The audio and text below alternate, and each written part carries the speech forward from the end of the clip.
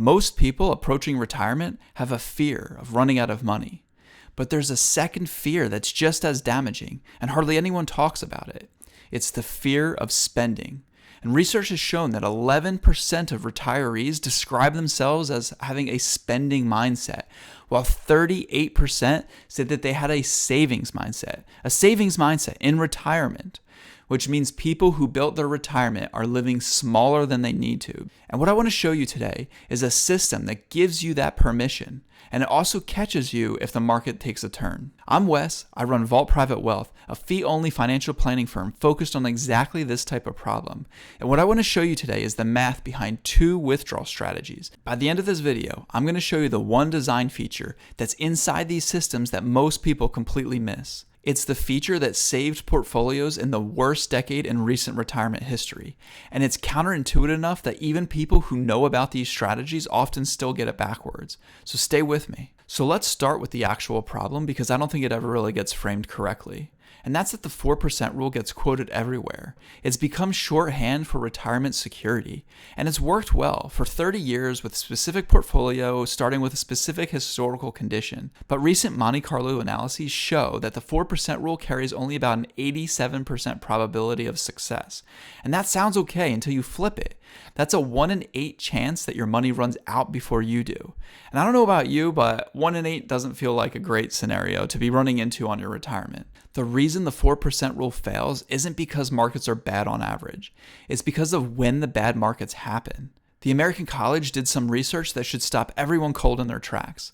Roughly 77% of your final portfolio outcome can be explained by the average return in just the first 10 years of retirement. And according to Morningstar, nearly 70% of retirement plan failures happened in scenarios where the portfolio lost value in the first 5 years. That's sequence of return risk, and is the core reason that static withdrawal strategies, the one like the 4% rule that ignores all of the market conditions, is very fragile. You're not just withdrawing from a protected balance. You see, with sequence of return risk, you could have the same portfolio returns in the same window with very different outcomes. So let's look at an example and I'll show you why. Investor 1 has a portfolio with a 5-year time horizon. Each one of those years has a different return associated with it. We can add up the return on all of these years to find out what the cumulative period performance was.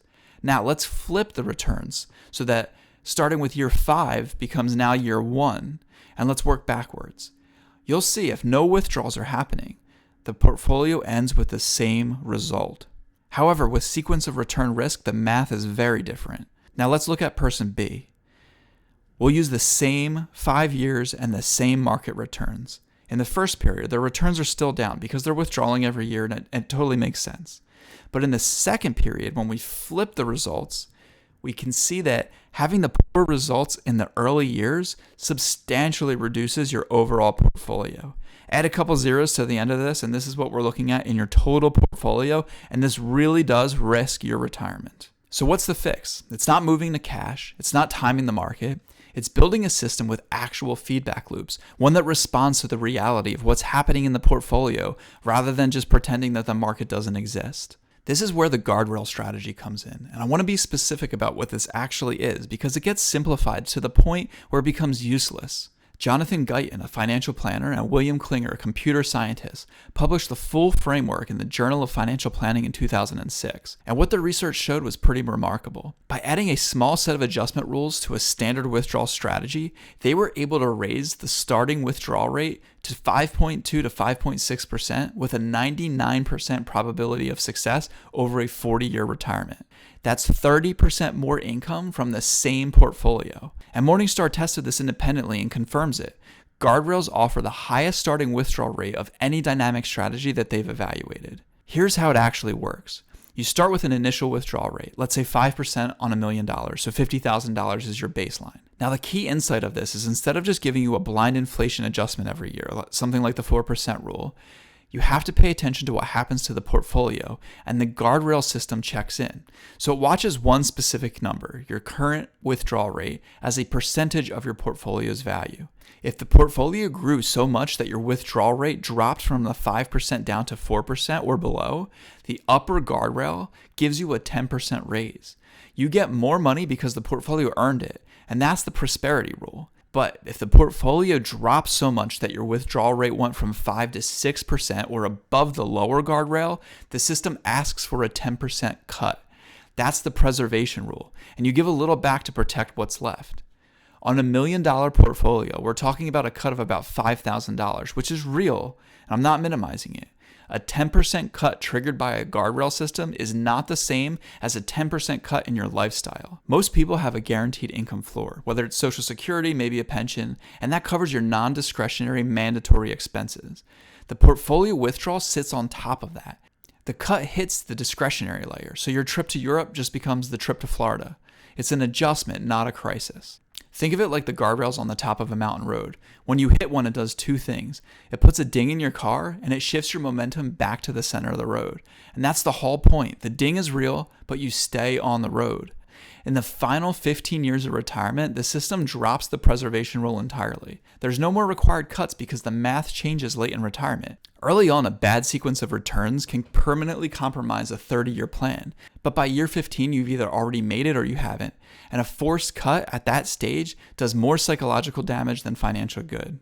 There's a version of this called dynamic spending, and it's a goals-based retirement approach. And it's a system that sets a floor and a ceiling, not on your withdrawal rates, but on your year-over-year spending changes, and that difference matters. The ceiling caps how much your spending can go up in a good year, typically about 5%, and the floor limits how much it can fall in a bad year, usually about 2.5%. In over 10,000 simulations of this model, the dynamic spending strategy increased portfolio success rates by 23% when compared to the standard dollar plus inflation approach. So instead of the guardrails binary trigger, where if you hit a line, you have to adjust, this system continuously is responsive. It moves with the portfolio in small increments. It's one of the most behaviorally realistic withdrawal systems that's ever been evaluated, and it's because it prevents two emotional mistakes that retirees often make. Mistake one is that in a great market year, you give yourself a huge raise, you ratchet up your whole lifestyle, and then when the markets come back down, you don't with it. Or mistake two, a bad year and you panic, you cut all of your spending dramatically, and that changes your entire retirement. And from that point forward, you're afraid to ever spend more. So this is a permanent reduction in your spending, and it significantly sacrifices your lifestyle. The floor and the ceiling prevent both. They're explicitly designed around what humans actually do under financial stress, which is either overreact or freeze. And the part that matters through all of this is not actually the ceiling, it's the floor. By being willing to absorb a small spending increase in a bad year, even something as modest as 2.5%, it improved portfolio success rates by roughly 12% compared to having no floor at all. Meanwhile, adding a ceiling and taking less upside in a good year, it actually hurts your real retirement lifestyle because you're leaving money on the table. So let me restate that clearly, because this is the thing that I promised you at the beginning of this video. The lower guardrail is more important than the upper one. You don't need a great market to benefit from these systems. You need a system that survives a bad market. And the willingness to take a small temporary reduction in your spending is what saves the portfolio in the scenario everyone fears the most. The retirees who can't absorb the cut are the ones who get hurt. The ones who have a guaranteed income floor are the ones that cover the non-negotiables and the ones who can let the guardrails do their job. Which brings me to what this actually means for someone sitting in their mid-50s or early 60s trying to figure out if they have enough. A few things worth thinking through. The error that most people make is treating their first year's withdrawal as a permanent contract with their portfolio. It's just not. It's the opening move in a conversation that's going to last 30 years. Second, Social Security isn't just a benefit. In the context of these systems, it's the infrastructure piece. It's your income floor. The larger the guaranteed income floor you build, whether that's through Social Security or a pension, the wider range of acceptable portfolio withdrawals you have, because the floor is already covered regardless of what the market does. Third, and this is the one I want to be direct about, the version of these strategies that actually works is the version that's calibrated to your actual situation. The right guardrail parameters, the right ceiling, and the right floor percentages depend entirely on your time horizon, your allocation, income sources, your actual discretionary versus non-discretionary expense split, your full financial picture. Whether this makes sense for your specific situation and exactly how to set it up, that's the kind of thing where sitting down and working with somebody to go through this properly. If you're in your 50s or early 60s and you're trying to figure out what your actual drawdown system should look like, what your rated return realistically starts at, and what your guardrail should be, how to structure your income floor, that's exactly the type of work that we do at Vault Private Wealth. You can schedule a complimentary consultation through the description below. And if you stayed this long, I'd really appreciate a like on this video. I cover retirement planning at this level because I think most people deserve better than what's in the mainstream, and I'll see you on the next one.